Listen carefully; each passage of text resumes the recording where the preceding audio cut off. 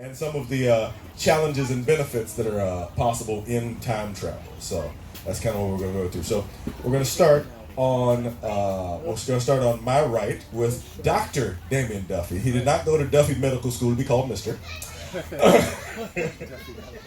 Who is a Bram Stoker Award winner, an Eisner Award winner, is that right? Okay, and a Glyph Award winner.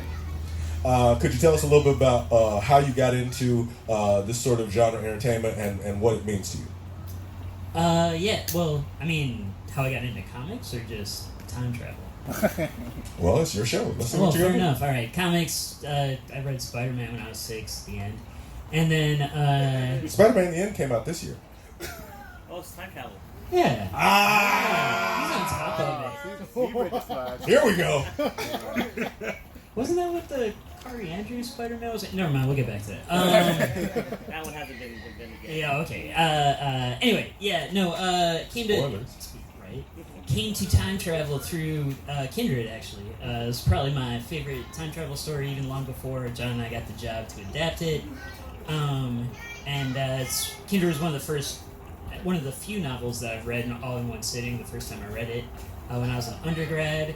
And I think that was also my introduction to time travel that could have like a deeper resonance or a deeper meaning than just, Back to the Future. Isn't it funny? His mom thinks he's hot or whatever. Awkward. It was awkward. I don't know. John and I have been working together for 15 years in comics. Wow. I know. He hasn't murdered me yet. And I haven't murdered him yet, even though I keep trying. And he's quite wily. Yes. Invented the question mark. You just want to do Austin Powers jokes all the whole time? Hilarious. It's dated, but okay. Relevant. It is. But so we've been working together 15 years, curating comics, studying comics, making comics. And then also I do comics as academic essays, so maybe don't look out for those, but they exist. That's me. That's what I do. Thank you. Please pass the mic to Professor John Jennings, who, hello, like you, I believe is also Eisner Award winner, Glyph Award, those all go together, right? Okay, got it. John also co-founded the Black Comic Book Festival at Harlem Schomburg Center and NorCal MLK's Black Comics Arts Fest. Is that right? That's correct. All right. Could you talk a little bit about how you came into all this timey-wimey, wibbly-wobbly, and what it means to you? Okay. I think the first time I thought about time travel was probably, H.G. Wells's, The Time Machine, probably. I remember seeing the movie, from the 60s. I think it was with, I forgot his name, Rod something. We have IMDb. We'll look it up later. All right, look it up. All right. The dude from the Birds. The dude from the Birds, that's right. Yeah, that guy. But I'm a massive Doctor Who fan. I'm not card carrier, don't lie. But yeah, I love Doctor Who. So I remember seeing like Doctor Who on black and white, like the tiny black and white TV that goes on top of the TV that's broken. That one. Yeah, because I know the TARDIS was blue until the 80s. Oh, it's blue? Wow. Anyway, I know what color the scarves were. It was hilarious. Anyway, but no, I think that's what introduced me to it. And as far as the time travel around social issues, I think definitely Kindred was an entry point. But then there's a bunch of other stories, and I'm going to talk about those too that relate directly to social issues and race. And like you said, the peculiarities and the pitfalls and the tensions around black bodies traveling through space, which I've been thinking about a lot since I got the PowerPoint. I would imagine, yes. Yeah. My name, of course, is Hannibal Tabu. I won the 2012 Top Gal Talent Hunt, the 2019 Cultural Trailblazer Awards from the City of Los Angeles. It's no Eisner, but it's mine. And I'm the head comics reviewer at bleedingcool.com. So for me, time travel, I think I saw Time Bandits first. That was the first thing Time Bandits. I saw.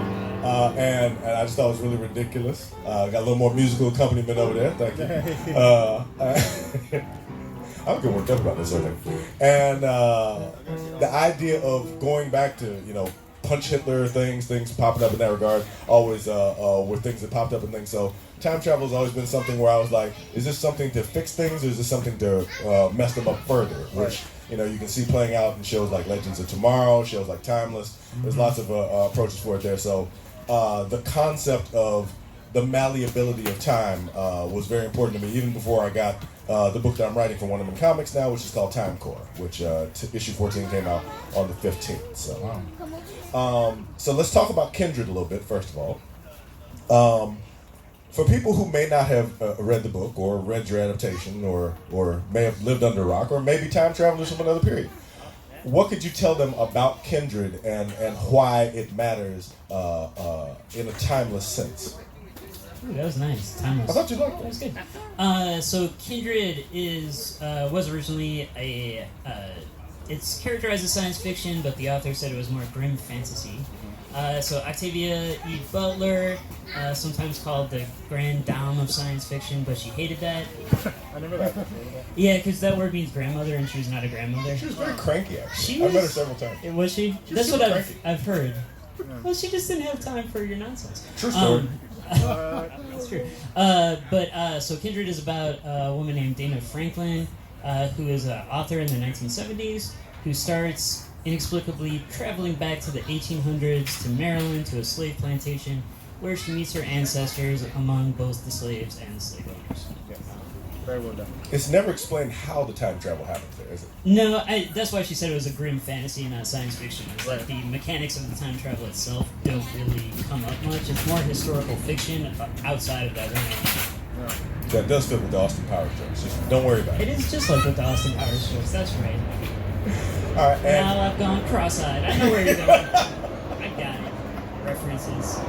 I'm the king of references. It's a small country, but I'm the king.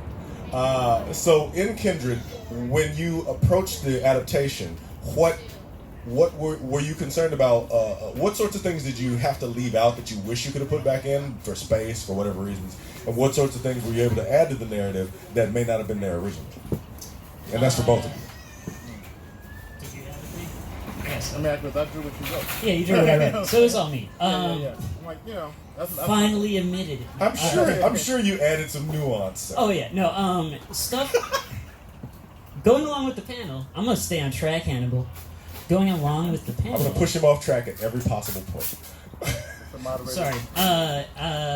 Time travel. Yes. So a lot of the discussion of like time paradoxes, and there are parts in the novel where the main character brings back like a history textbook, and the slave owner sees it and is like, "Oh, it's abolitionist trash," and she's like, "No, it's history."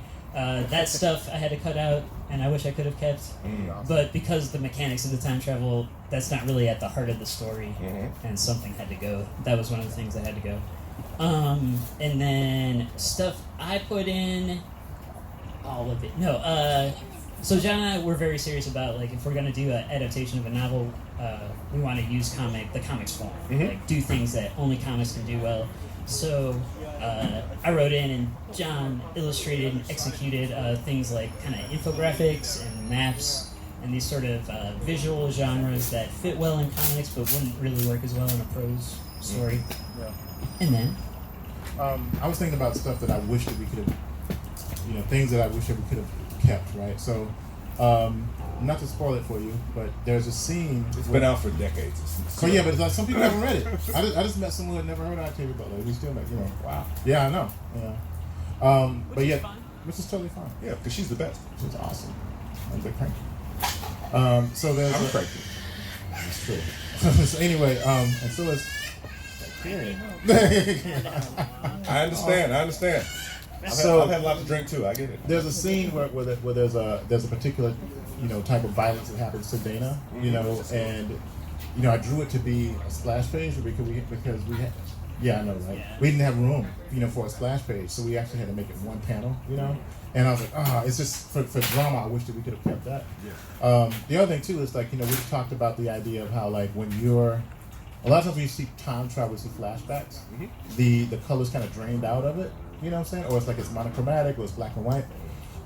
What's interesting about Kindred is that it takes place in our past. It's in 1976, right? So we use this kind of like blood-colored, kind of like sepia tone to show their present, and then we made we made their past actually a lot more colorful. So that was an interesting conversation there because what we're showing is that the past was actually becoming more salient, was becoming more powerful to the people who are participating in it. So that, and it's interesting too because with comics, each panel is a slice of time, right? So it's a really, so you can actually show a character jumping from one panel to the other, and they can be kind of time traveling, that kind of thing. So with that difference in color pattern, would that almost say that the events that happened in the past were more relevant and more salient to the story, and draw the reader's focus more than what's happening in 1976? Yes. I mean, For the yeah, characters, for the characters, definitely. But it was also visualizing things the characters actually say in the novel, and I'm not sure if we even got the lines themselves in the graphic novel, but they talk about things seeming more real and more alive in the past. In part because things are much more dangerous too. Like if you break your leg, you're dead. You could die. Like, so like it felt more like visceral and alive to them. The struggle was real. The struggle was real. But then also, Butler talked about, she wrote that novel the way she did to make you empathize with history and to think about like real life people living through it rather than just statistics. So that sort of tied in with the color coding as well. Because, wait, my escorts, they're on to me. Don't order your Uber yet. My Uber jet. But yeah, so the color scheme, it was also talking about like trying to empathize with these characters, so we thought a full color palette in that past works well with that too. Right on, right on. All right, well, that was talking about Kindred. Very briefly, I'm going to talk about Time Corp because my book doesn't sell anywhere near as much as theirs does. Time Corp is it's kind of a ridiculous idea that's made in a serious way. The idea is if you haven't done enough good or bad in your life to earn a final disposition according to whatever you believe, that you could earn one by serving in the Time Corps and fixing anachronisms throughout history. And it's all run by this kind of celestial bureaucracy, so all the gods of whatever myths you know, be they Egyptian or Greek or Roman, they're the executives of this company. And they're just around because they've been around forever, so that's why they're in charge. And they're the first responders to threats throughout time. Like there's a billionaire from the future who discovers time travel, and we all know what trouble billionaires can be, no matter their political affiliation. Too soon? That dude's not really billion as a couple. Oh, that one is. And then there's even farther in the future, there's an anarchist who. Oh, sorry, I gotta get the ant off the table. Let's go down. I'm crazy. Sorry, I'm a little twitchy. They come into conflict because this idea of creating order throughout time versus creating chaos throughout time, and different people want different things from it. So that's Time Corp, and I've been writing it. Issue 14 came out in January. I do a 12-issue run from 12 to 24, and I do some like. I got a review yesterday. The reviewer was like, "What is this?" I'm like, "Just wait till the giant fighting robot." Oh, I'm sorry, I wasn't supposed to tell you that. And, like I do so many. In the first issue that I did, I have a time portal open up and a march of Zulu soldiers from South Africa plow through Venice Beach. Now, I think that was the first issue. And the second issue, I had Matahari get sucked into space, and then. What's the third issue? Because I wrote this stuff like 18 months ago. So for me, every issue, I'm like, oh wow, I did some crazy stuff. What the heck am I doing? So That's wild. yeah, I forget the long lead times on publishing, so I honestly don't remember what I've done half the time. Very long. But it's a lot of fun, and it's available on all digital formats. And for me, it gave me the opportunity to, and I will spoil one thing. At one point, I bring in Nat Turner's wife, Cherry. And she's a management person in this Time Corp, and she's like, "It's so good to see a Negro woman." Like, and her superior's like, "We don't use that term anymore. That's not what we do."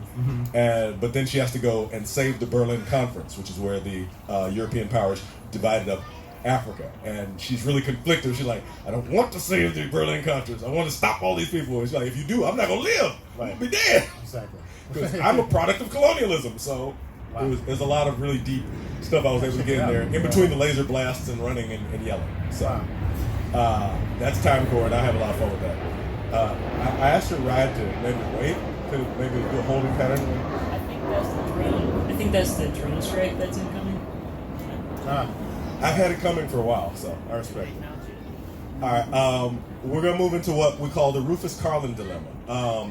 There was a show called Timeless that came out very recently, and the actor Malcolm Barrett was there, and he did a line where he said, "I'm black. There's literally no place in American history that will be awesome for me," because his team was forced to time travel into the past. They couldn't go into the future for complicated reasons, and ethnic status could sometimes be a challenge for them at different points. In Kindred, Dana is definitely challenged by the pre-Civil War South, by the fact that she wasn't supposed to be reading and she wasn't supposed to be doing this, and how dare you think about wearing pants and stuff like that. Right.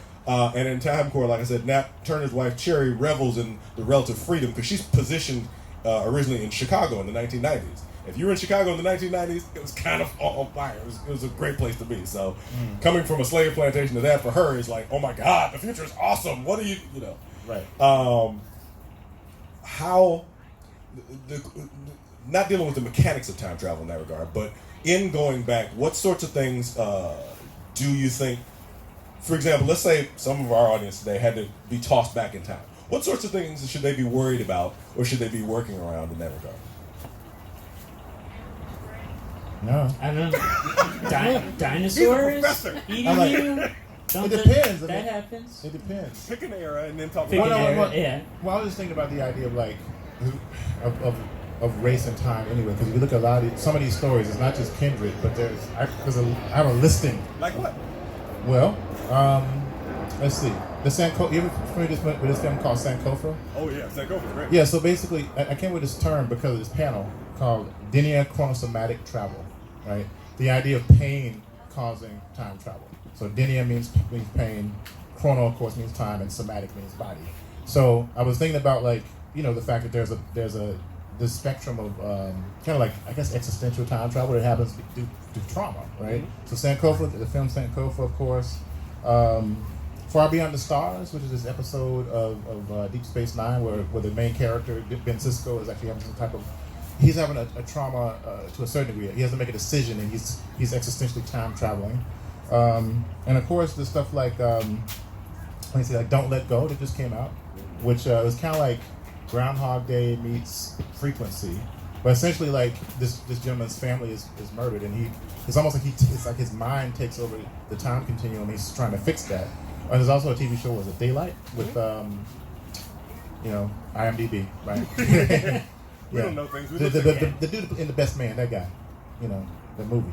But so this idea of like what happens when those particular types of like time travel events happen that are connected to race. We're trying to fix things. We're trying to fix the trauma or escape the trauma. I think it depends on your personal issues. Because for Dana, I mean, we don't know exactly why she was time traveling. I mean, we don't know if Rufus, her ancestor, was calling her back or not. We really don't really do. No, it's never really discussed. Explained, yeah. Yeah. Wait, well, because they don't know either. Right. Right. But then there's other things too where you don't really see a lot of times when black folk are involved with it. Very seldom do you see a machine of some kind. You ever notice that? Like with See You Yesterday, which is in the PowerPoint as well. Yeah. That's all about them building machines. Yeah, they build a machine, but then again, the trauma is adjacent. So they don't go back and they can't meet Mari Hari, or like Einstein or Amelia Earhart. They actually have to time travel. This movie I'm talking about on Netflix? They have to time travel to stop her brother from being murdered by a cop. So it's almost, and I was just at this conference where this woman from Jackson State said that essentially the way that she read it was the fact that it's almost like the sister in a TV show she was trying to fix the wrong thing. She was trying to fix them. She was trying to fix her brother and herself. But the thing was that the racism as a system was disrupting time itself. And we were talking about this earlier, and Damian was like, well, it's almost like somebody black had to die.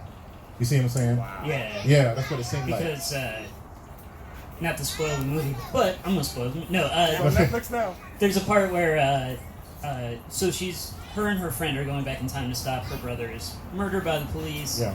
And the only way they're able to stop that is if her friend dies instead. So it seems like there seems to be always a black body that has to suffer in order for and so it's a really.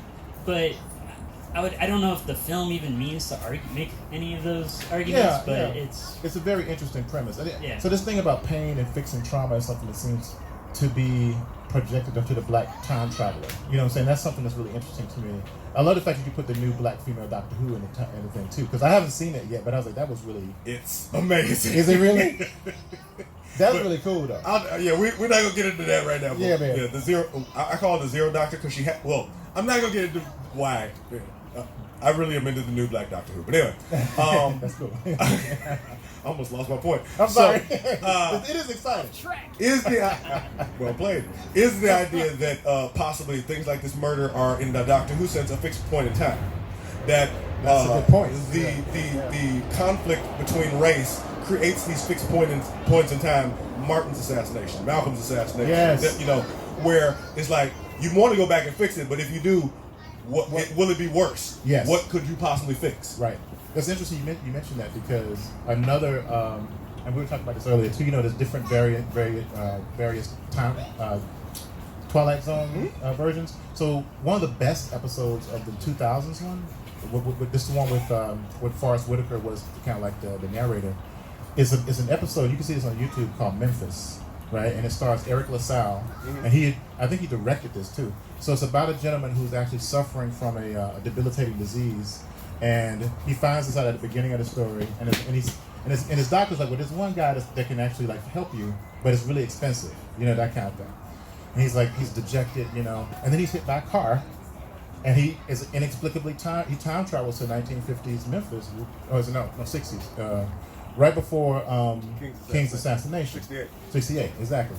And so, but he meets this family and this little boy who has this kind of like this little birthmark on his face. It's really adorable, and he just falls in love with the kid and just hanging out and just kind of like they're trying to take care of him. And he realizes that he might be actually able to save Dr. King, but then he's actually forced to make the decision to save the little boy or to save Dr. King, and he chooses the little boy. Right, but when he goes back, it turns out that the specialist that can save him is the little boy. Wow. So by letting go of King's trauma, you know, it's, you know, the King piece, he saves himself, and that's a really beautiful. It's a beautiful note. Not to spoil it for you, but you know, I did. Sorry. But yeah, It's been out 20 years. It's been out 20 years, exactly. Yeah. And there's another one too that I just came across because I was doing this because I teach a class on Afrofuturism, and we have a whole section where we look at like time and time travel. There's a sister named Rashida Phillips out of Philly who does this thing called Black Quantum Futurism. It's all about like us as Black folk or people from the diaspora projecting our will onto time to a certain degree, and that's why I think like something like Don't Let Go fits under, because even though it's kind of timey-wimey, it actually works to me as the mechanics of it, because like he's just, I don't care how I'm going to do this, by hook or by crook, I'm going to save my family kind of thing. So there's this episode from the X-Files that stars Joe Morton, you know, who created the Terminator. And then he did the same thing to his own son. I know. What is he doing? Stop messing with technology, Joe Morton. And he's a brother from another planet. And he can talk to technology. What is going on with you, Joe Morton? Anyway, but he's like a DA, and supposedly it starts out with him in jail, and and that's just really interesting because there's a spider, like the shot with the spider. I'm like, it's almost like some nonsense. That's what I was about to ask you. Yeah, it feels like that, right? And so what happens is he's in prison. I don't know why he's in jail, and it turns out they said he's murdered his wife, right? And so what happens is like he's kind of killed, but it's like this traumatic thing that makes him go back. He's going backwards through time, so he can maybe like save his wife. You know? This is an X-Files episode. There's no Mulder in it though. So this episode is season 8. Oh, it was with like Reyes. And, yes, Reyes and Doggett. Yeah. It's good. It's actually I like them. I liked it. I like X-Files. Yeah. So, but that's another one, right? Yeah. Sorry. No, but I feel like now we're just John does recitations of TV episodes. No, but the thing is, it's like I was thinking about like this race and time thing because there's no mechanics. Like the black body is a time travel mechanism. I'm is what sorry. I'm getting at. I was joking. No, but I'm serious. I was joking. I'm Not joking. I made up a whole damn theory about this just for this site. And I respect that. I'd like to. We gotta get this on Twitter or something. Yeah, I'm sorry. No. We gonna build on But that. that's right. I know. But it's like, yeah. But I'm thinking about this stuff all the time. That's why I was like, oh, time travel. Sorry. Happy to help. So, looking from the past to the future, then. For black time travelers, is only yesterday. I found a quote that said, "For these black travelers, there are only yesterdays to contend with. Tomorrow is just out of reach." What is a vision of a final? What way? Because we've now seen, Black Panther show a vision of Afrofuturism. We've seen Janelle Monáe's different visions with the Arch Android. Yep. People are envisioning, as you say, Afrofuturism in a way that, it's like this. Let's get shinier. Let's get more interesting. And what works have you seen with that? And what would that finer world look like? What would that finer future look like? That's a great question. Because you. Oh, sorry. Okay, we're doing the thing with the. All right. Got 2 mics. I would say it's interesting. Janelle Monáe thing about the arch android. She doesn't actually. It's not like she breaks free until Dirty Computer when it's not really even the arch android anymore, right? Right. Because even the Electric Lady talks about like androids are an underclass, and it's a whole narrative of even in the future being oppressed. And it seems like so Janelle Monáe's vision of what's this shiny future is just doing what you want right now. Hedonism might be a little far, but it's in there for sure. I mean, yeah. That's why Prince is on that one song. You know. And then, but I mean, I think Afrofuturism. It seems like a lot of ideal futures are just futures where the history is sort of recognized and dealt with. And I was thinking of the documentary Last Angel of History. Yep. Because it talks about a time traveler who's sort of going back and pulling at these threads of history that have been sort of underrepresented and underappreciated. Right. And then the documentary is putting all that together and be like, this history was always It's called here. a data thief. Data thief. Yeah. This history was always here, but it wasn't paid attention to. So I think that's an aspect of sort of the more utopian side of time travel. Yeah, it's a really cool concept. I mean, the movie came out in 1997, and basically the data thief is a time traveling like archaeologist. And so what ends up happening is the data thief is collecting, pieces of musical history, of black expressive culture, things that he calls a black secret technology. He calls the blues a black secret technology, and he ends up in the past sending messages from the past into the future. It's a really kind of it looks at like this kind of Afrocentric notion of like time as being a cycle, you know what I'm saying? Like a more cyclical, you know? And I was thinking about like visions of the future. I just came from this thing that I co-founded called Planet Deep South. And the idea is that a lot of these notions are coming out of aspirational folk from the South, because, Sunrise from the South originally, George Clinton is from the South. I'm from Memphis. You're from Memphis, right? I'm from Mississippi, I'm from Illinois. You're from Up South. That's Up South. He might as well be. So the idea of a vision of a future, I always talk about Dr. King as an Afrofuturist. He was a really big fan of Star Trek. He's the reason why Nichelle Nichols stays on the show, because she's going to leave the show. It's like, sister, that's the only thing we watch. And also, you represent us in the future. But if you think about this, somebody who has a phone out, can you look up King's mountaintop on a GPS right quick? His Location? what's the location of the mountaintop he talks about? That's what I'm saying. It's not on this plane of You existence. can't okay. find it. You can't find it. That was a trick question. It's a That trick was a question. Right. So the thing is like he saw the future. He saw a vision of a future. They might actually have, sometimes people put stuff on Google Maps. Yeah, that's true. They might actually have one. But assuming that it's not, he was seeing a future where we were like, he was seeing a Star Trek future, essentially. We're all held in hands. Everything's been dealt with, right? Yeah. So I think he's an aspirational future. I like it. Yeah. But he also have futures in this somewhere, and we. I was like, Damian didn't like this movie as much as I did, but it was like this movie called In the Shadow of the Moon, where essentially it's really it's a time travel story. It's almost like True Detective had a kid with another movie, True Detective and Slaughterhouse Five, maybe, I don't know. Yeah. But so it's a time travel detective story. It's a mashup. But at the end of it, I liked it. Yeah, I was like, I think honestly what it is, I just like the idea more than like the execution. Yeah. Aspirational. It's aspirational, exactly. But it turns out that there's a sister who's trying to stave off an uprising by this radical white right wing terrorist group that destroys the infrastructure of America. So it's a documentary. Yes, it's a documentary. Yes. With Except time for travel. the time travel part. Which is weird, and strange. Because I feel like they would have come back and did stuff by now. Please time travel.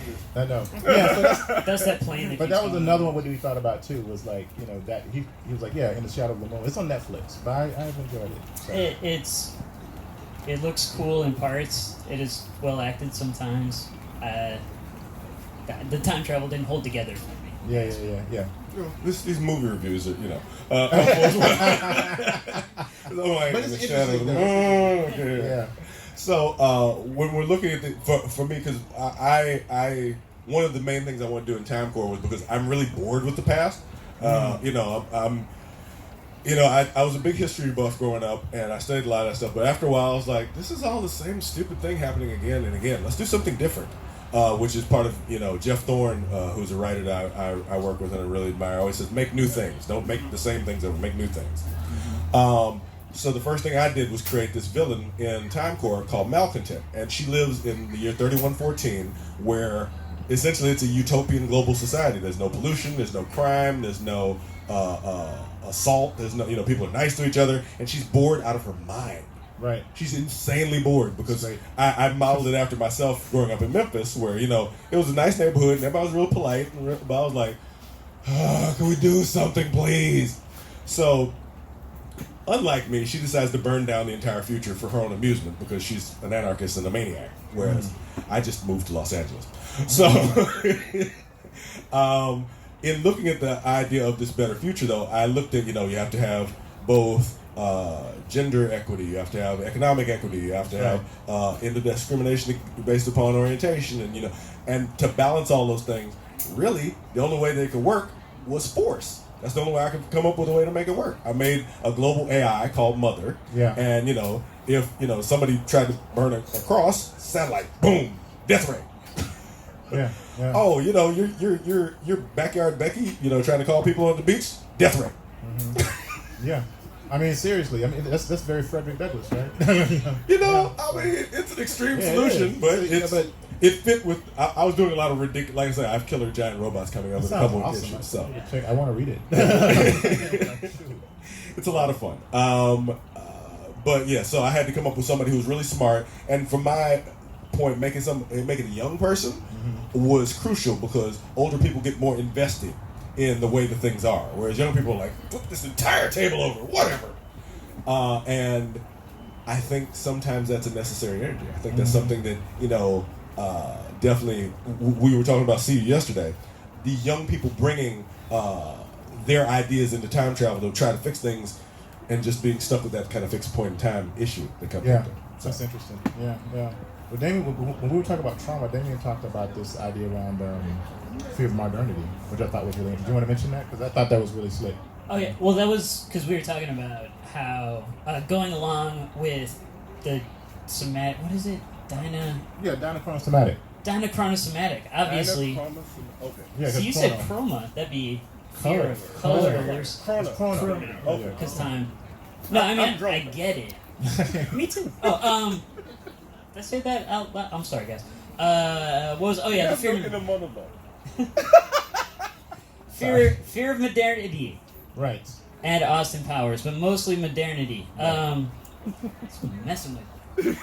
That's his job. It is. No, because we were talking about with the trauma thing. A lot of different shows and movies will have the episode or the story where someone gets like hit by a car or has some kind of head injury, and then time travels. Yeah. And I was wondering if that comes out of some sort of fear of modernity thing, where like there was an original time travel story, or if there's an old time travel story where someone gets hit by a car and it's like this fear of the future barreling over you. Yeah, it's really so I wondered if that was where that trope came from. Because it's definitely a trope, of like but I don't know, some type of injury. Because even Mark Twain uses it in Connecticut, Yankee, and King Arthur's Court. Yeah, where he's like, it's an accident that happens that makes this guy time travel back. Even with this episode of Twilight Zone, the Once and Future King, it was a great time travel story. But yeah, he's an Elvis impersonator that gets into a car accident and he ends up meeting Elvis and then becoming Elvis. Yeah. Wow. Okay. Yeah. Well, we're not recommending you hit people with cars to try to make them time travel. Please don't do that. That can hurt. We are not insured for that, and we will not answer any lawsuits in that regard. No. But it's an interesting thing, because we start thinking about this. Like why is it that Black folk, in particular, when we look at these time travel narratives, are connected to trauma in some way? Well, now that you say that I know I read a book called "The Water of the Spirit," I believe, by this author from Burkina Faso. Maladima Patrice Somé. And he talked about their rites of passage where they are connected to things that would be considered like this looks like teleportation, or this looks like, and the Dogon people, for example, who Yeah. were aware of celestial things happening that modern technology couldn't even catch up to and see. That's right. For decades until fairly recently. So the idea that maybe the melanin is supercharged. That's a theory that's been put forth by many people. Yeah. And again, don't hit yourself with a car. That's a bad idea. But it We trauma don't want that. activates it almost like epigenetic trauma activates. That's very interesting. That's Possibly. very interesting. I mean, when you're in rites of passage, it talked about putting you through a crucible. It talked about you have to go through these tests. George Lucas had the trial that the Jedi had to go through That's right. in order to be able to form themselves into a more perfect expression of the Force. Mm-hmm. These are all the idea of being tested and pushed through suffering into greater things is also a common trope that happens not just in time travel, But stories, also in all types of stories. That's totally true. That's totally Here's true. Drink. Yeah, I mean, you have stuff like I forgot who wrote the book, but the book Stigmata. Mm-hmm. Yeah, but basically, like, it's an artifact. I think it's a quilt and some other things that actually causes. It's similar to Sankofa, where there's kind of an out of body experience, and you can even look at something like Daughters of the Dust, where like the spirit from the future haunts the present. So again, it's looking at like cyclical time instead of like a linear time. Yeah. And there's a thing. Actually, this was one of the early things we presented on when we first started working together. That's right. Remember that? Yeah. We were talking about how different right. comics will use like the comics form to try to metaphorize, but also like visualize the fourth dimension. Like make the fourth dimension something you can see and touch. Right? That's Yeah, right. yeah. And like Grant Morrison does that stuff a lot. And Alan Moore. Alan Moore. But like looking at those formal things and thinking about comics as a good place to do that. And then I think time travel, there's also the point that I think a lot of time travel stories that deal with Black experience also deal with trauma because the whole reason the story is time travel is it's dealing with these sort of histories that are like they're like scabbed over but never healed kind of thing. Right. Definitely that. I mean, Kindred is that's a massive and it's not healed. It's like kind of still an open wound. Yeah. I mean, it's such a thing. It's like it reminds me of See You Yesterday in that regard too. It's like there's not like a clear answer for it, and it's like it's an open-ended question. Which feels uncomfortable. It feels uncomfortable because of that. It's definitely uncomfortable because it brings up that quote of like this plane keeps coming over. That's uncomfortable. It's caught in a loop. That we're doomed to repeat the past because we're not learning from history, or to put it in more modern science fiction terms, all this has happened before. Yeah. All this will happen again. Right. Again. So these ideas have been running through my head a lot. I want to open it up to crowd questions if we have questions, because we have a PhD and a professor here who are significantly smarter than I am. That's not true. And, I don't find that true. I be like that. Did you like See You Yesterday? Okay, here's the embarrassing part. My friend's daughter is the star of that, and I have not actually seen it. Dang, you got it on tape, right? I know Nikki's gonna be mad. Nikki, I'm sorry. Here's the okay? thing, though. Watch it before. Edit that out. We can save you. We can save you. I'll own up to my mistakes. Let's go back in I'll own time. up to my mistakes. Okay. She just runs in like, No! She's in New York. I'm not worried about it. All right. But yeah, I used to work with this woman named Nikki Duncan Smith at Rap Pages back when I was a music journalist, and her daughter Eden is the star of. Wow, she's great. She's really, really good. So yeah, because I was like, her daughter Eden got booked in that, and then my daughter was in Lost in Space on Netflix. Right, so we're having like a sci-fi race with our kids. That's really dope. So I like it. I think I'm not sure which one is winning because that was a TV versus a movie. I know that. But, Yeah, I know. My kids have not been in anything. I'm disowning you, children. Gig. Get it, book it. Did you get him an agent? Uh-oh. Well, then that's really your fault. Dang. See See what I did to him there? See, he wasn't ready for that. Sorry. It's not personal, Edit that but out, please. it's Black Comics Day, and you're the white guy, so I kind of got to mess with you a little bit. It's not personal. I knew it. Oh, I love Damian. No, he's like, what? I knew he was going to do that joke in my soul, but I was just hoping he would fall. I'm sorry. so we're having fun. Sorry. They All have right, so- questions. Sorry. Yeah, I'm sorry. I was supposed to be moderating for questions. So. Again with the airplane. All this has happened before. All this will happen again. Yeah. So, what questions do you have about time travel, about Kindred, about Time Core, about biscuit recipes? I think you have a few that are really good. So. Which I like to grab them in. Because I've got a lot more questions because I can grill you. Oh, okay. But I want questions from them. So this temporal sacrificial black person swap thing, how might that relate to like the magical Negro, if at all? Okay, the question is how might temporal sacrificial black person relate to the magical concept of magical Negroes? I'll let you guys take. That's a good question. You know, first of all, I don't think it's the same because one of the tropes of the magical Negro is like they don't really have agency. They basically exist to support the usually white male protagonist. You know, so you look at like episodes of something like The Shining, for instance, where Shazam. Yeah, exactly. Yeah.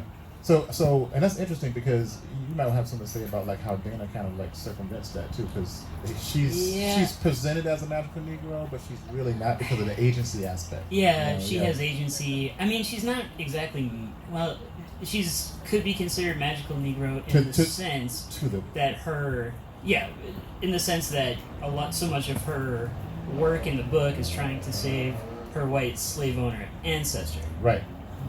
But I mean, so she's doing that because she won't exist if she doesn't, right? But it's So I think Kindred is a really difficult way to talk about agency in the character because it's like she doesn't really have agency because of the weight of history. That's correct. But she still acts in ways, like small ways. She's still able to. Like, she teaches slaves to read and stuff. Yeah. Like, she still is able to do small things in the moment, but she isn't able to change the overall arc of history. Right. But it definitely doesn't make her a magical Negro. And I don't think it does because there isn't really a white person that she's doing things for the benefit for. They would probably look. I could see from the aspect of like Rufus and his family thinking that she's magical in some way. You know that's true. Yeah, so the slave owning family might think think of her that way. Maybe that's where that trope came from. That's right. It's a time travel. It's a time travel thing, yeah. But I think that with See You Yesterday, because of the fact that the young woman is a brilliant like physicist, I guess, right?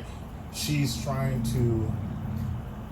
Because of the level of agency she has, I don't think it would fit. But it's an interesting notion about like how racist systems function. Yeah, it's more a commentary on racist systems. Yeah. And it doesn't really partake of those tropes because, at least the stories we're talking about, it's a black female main character. That's right. Who's acting for her own interest. Yeah, so in a way, it would almost be like it's subverting this magical Negro. That's exactly right. It's saying like, we see what you're doing here, and we're just gonna take that back. Right. The same way Mos Def has a song called Rock and Roll where he talks about Elvis Presley ain't got no soul. Chuck Berry is rock and roll. So. Yeah. Sorry, I love Mos Def. Yeah. Fantastic song. Yeah. Other questions? Yes, sir. To write on that point, do you think in the original Disney Lion King that the magical Negro trope was applied in that story? Considering that, it's set in South Africa, but was it Rafiki? Played by Robert Guillaume, ends up being a magical Negro to Simba, who was played by Matthew Broderick, who was a white voice actor. That's hilarious. So auditory, that's interesting. Does Robert Guillaume become the magical Negro to Matthew Broderick? That's difficult because we're talking about the auditory aspects of it. Because I totally forgot that. Because to me, like all of them black. It's all black folk. They're just animals. You know what I'm saying? So the magical Negro stereotype is about, or the trope is about like racial, like white blackness and its adjacency to whiteness. Usually, or like like the Indian in the cupboard, for instance, the Legend of Bagger Vance. In some ways, Morpheus a little bit. In the Matrix. That's fair. Happy Gilmore. Happy Gilmore. Yeah. Yeah, exactly. Carl Weathers. That movie, was it Family Man with Don Cheadle? Nicolas Cage. So it's a bunch of them, Yeah. And so because it's what trips me out about The Shining because that character wasn't even supposed to die. He didn't die in the book, So they killed him to show how bad Nicolas Cage was. So but to your question, not Nicolas Cage. Sorry, Jack Nicholson. There's a Nick in there. But that's like an interesting question. The auditory thing, because I totally forgot that was Matthew Broderick. I mean, I think that's a fair reading, especially for like a Disney movie that's so commodified. That's a good point. Like the actors. That's true. Who's the singing voice though? That was the black boy, right? Oh, yes, he had two voices. Yeah. But then if you're looking at the remake, I think Isn't it a black artist who's the voice of Yeah, Simba? but he's talking about the original one. But yeah, Yeah, that's but the interesting. original, That's a yeah. really interesting Yeah. question though, because the auditory thing is a different Yeah. thing. Yeah, it's That- kind of like because it's like almost like auditory passing. It's weird. But it's interesting he brings that because that makes me think that they tried to colonize it in the first one and decolonize it in the second one. Yeah. It's like out of here, Matthew, such and such. Let's bring in let's bring in Childish Gambino. Let's get in there. Right. I think the one I had the most problem with was sort of like Africa's Tarzan, because there's no black people in Africa in Tarzan. It's just him and animals. There's no Africans. Well, then there's the whole thing I was about... like, excuse me? There's the whole thing about Simba is actually a ripoff of Kimbo the White Yeah, Lion. that's right. Yeah, I forget. Yeah. Yeah, let's not be a Japanese, Disney yeah. man. I don't know. But we love them. Exactly. Yes, we do.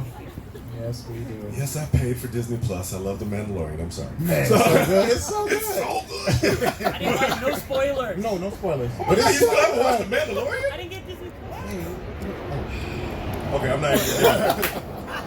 Well, Jen just bought it today. Oh, okay. That's I awesome. was waiting for the Marvel shows before I spent money on it. No, you were not. No, because they just did Clone Wars yesterday. Clone Wars is back, baby. I'm sorry. I'm getting sorry. distracted. Yeah, I'm sorry. This is supposed to be about your questions. This is not how about Disney colonizes our imagination. That's what it does. Because why did they go buy Star Wars and Marvel? I felt that was personal. I thought they were coming from me. I know, with that. right? Sorry. Anyway, Sorry.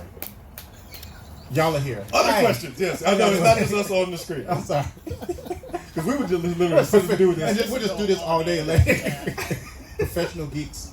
It's dangerous. Any other questions that we have about time Sorry, travel, time about travel. Kindred, about Comics.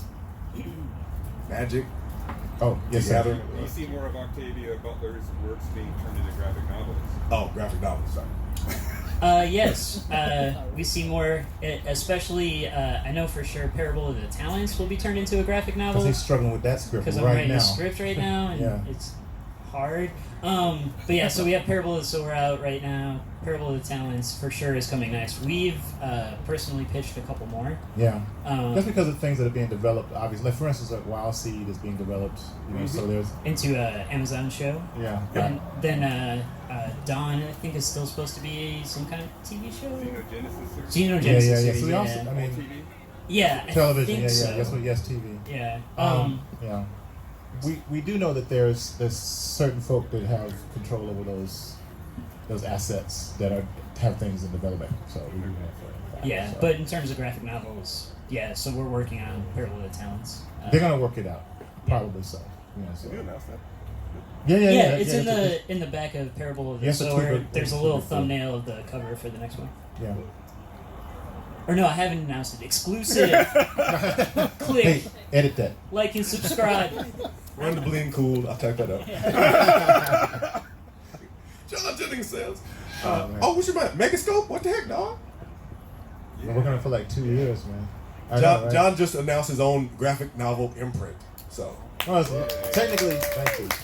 Technically, yeah, we need to stop. Yeah, they said that it's a line of books under an imprint, but people been using. I'm like, okay, it's cat's out the bag. Now they're gonna say what they're gonna say, you know. But it's a line of books that is a subsection of like Abrams Comic Arts. Took the term Megascope from a W.E.B. Du Bois science fiction story called The Princess Steel that uses this device called the Megascope to frame the story. So it's literally like a device that allows you to see in other dimensions. And I thought it would be a great name for an imprint. The theme of the imprint is a line of books. I'm doing it myself. It's just a smaller word. Anyway, basically speculative fiction, primarily by and about people of color. So science fiction, fantasy, horror, magical realism. But we're also doing like, as you can see, there's an Emmett Till book that we're doing. So there's historical fiction and also crime fiction. so like in the same way that Bad Boy was on Arrestor, you're like the Puff Daddy of this. Is I'm the that- Puff Daddy, yeah. Or like Janelle Monáe in Wonderland. Okay, Yeah. cool, So it's like having control of. But you will be dancing then. Both my left feet. What you talking about? Both my left feet. That's right. Sorry, I had to get the product plug in for John there. So make No, sure- yeah. Thank you for that. Yeah, because we just announced it on. Bleeding Cool. Yeah, on I Bleeding saw it Cool. on Bleeding Cool. But also on Dwayne McDuffie's Dwayne McDuffie's birthday, Oh, which I thought was nice. like, wow. It was accidental. Very nice. Yeah, because we'll come out on the 6th. But it's some really amazing creators. Because his birthday's the 20th. The 20th, right? yeah. He passed on the 21st. And then the 21st is also the day Malcolm X was That's right. That's right.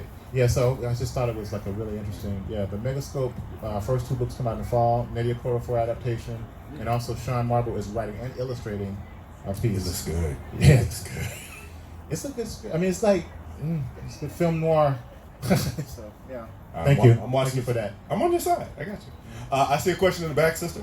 I wanted to know about consciousness and subconsciousness and time travel. Like you see, like carbon copy. So you see this whole portion of people reliving lives within time travel and it's more of a mental projection of different people into different people. Yes. Lifestyle. So are you guys familiar? Oh, you mean Altered Carbon? Yeah, altered carbon. Okay, Because Carbon consciousness. Copy is like the movie with Denzel Washington. And I was like, wait, was that in there? Oh, sorry. Sorry. Her question was about consciousness and subconsciousness in time travel. All right. I like the first season.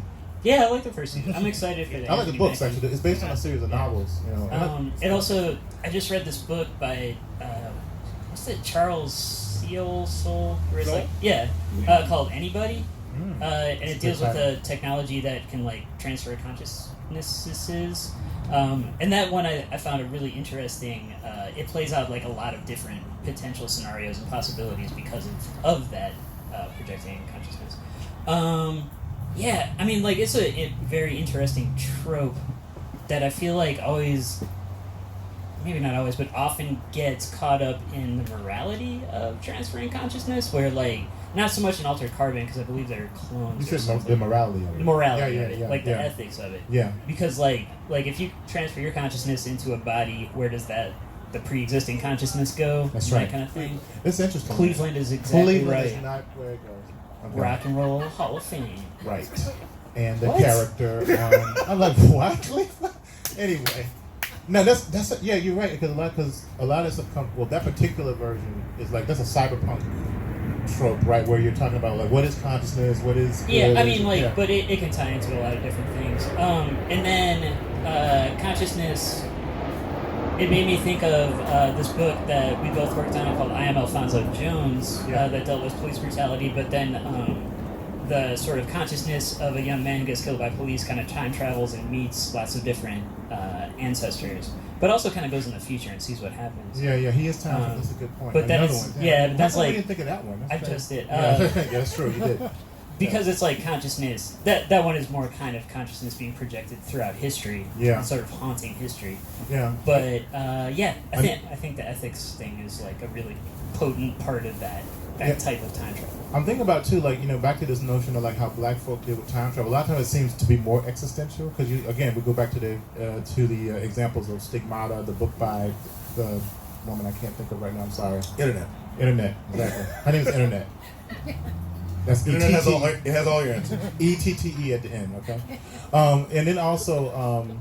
With the cornrows? Yeah, with the cornrows, exactly. No, but it's so the thing with that is like, so there's some type of like time travel that's happening existentially because of an artifact, which I think is really interesting. But then also, like Stigmata, not Stigmata, Sankofa, where there's a question to be asked, like this woman is in this slave's quarters and she's a model, and then she's actually like, yeah, thank you, Phyllis Alicia Perry, that's her name.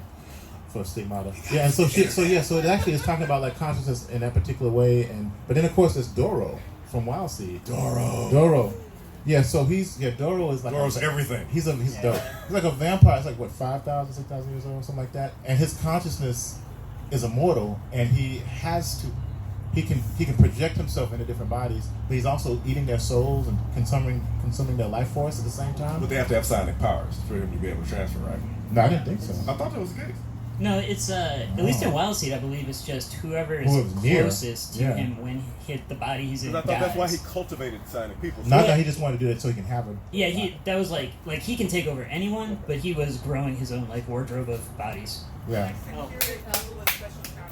securing speech with. Yeah, Oh, he's to curating. curate. He's Yeah, curating. it's That's curating, right. yeah. That's right. Yeah. Another interesting one that kind of it reminds me of like Alter Carbon a little bit, but even though it's magical, is Fallen. Oh, With God. Denzel Washington. Wow. Yeah, man. Wow. So well, he's like touch. So it's a touch, and like and at the end of it, the demon is in. That's a good movie. Steve. Yeah. It's interesting that bringing up the idea of consciousness that she's talked about. That it's one of the big themes in the current X-Men reboot in Marvel, where Moira McTaggart lives 10 different lives, and she lives all the way through these lives, all the way through these lives. It's a mixed bag, but the core book gives you some really big ideas. Interesting. And like she's on her last of 10 lives because it's an X, because it's Roman numerals and numbers. They're very touchy about that. Okay. And she's taking all the lessons about mutant relations that she's learned through those 9 other lives, and she's like, this is the time we're going to get it right. This is the time we're not all going to die horribly. And maybe. So yeah, that's interesting. the idea of putting this forth. Of as she said, growing your own wardrobe of bodies or whatever, which is kind of looks at people who are beyond morality, people who consider the traditional trappings of morality less important than their own century-spanning goals. Right. And it's as a writer, because a lot of the characters I do are sometimes immortal in different things. I did a novel series where there was a lot of immortals, and getting into that mind state is very different. Because it makes you think. I mean, like I think, oh gosh, I gotta get home. I gotta cook dinner. I gotta do this. I gotta do that. But those are like immortals don't think about stuff like that. They have a completely different set of values, a completely different set of needs and requirements. And when you switch bodies that way, it even makes everything seem more disposable. And that's somewhat contrary to traditional African beliefs in terms of the value of individuals and so on and so forth. But it's interesting to see how it's played out in some of the stories, especially what ultimately happens to Doro, which I won't spoil because it's awesome. But yeah. Yeah. All right. Do we have any more questions before we go to where to find these people on social media and whatnot? Because I think I'm supposed to do this too. Because we could sit up here like all day. We could do it. Yeah. But we won't because they need to sell books. Yeah. So and I'm hungry. We haven't eaten. please tell everybody where they can find you on social media and any websites that you have. Starting with John. Okay, you can find me at on Twitter, J.I. Jennings. You can follow me on Twitter there, and John Jennings Art on Instagram. And those are probably the best ways to get up with me. Yeah. You can find me at DamianDuffy.net, so just my name.net, not .com. That's some Irish photographer who has ruined my life, but no, it's fine. But yeah, .net has links. I'm not even going to do that. I'm not going to. Thank you. But then that has links to all my social media. All right, and I'm Hannibal Tabu. You can find me as soon as the plane goes over at HannibalTabu.com. Also on Instagram, Twitter, Tumblr, Facebook, Plurk, Solar Beams. It's all at Hannibal Tabu, HANNIBALTABU. All because I am too sleepy to remember multiple usernames. And thank you for coming to our panel. Thank you for the wonderful people from Hall H for filming, and we appreciate your time and hope you enjoy the rest of the event. Thank you.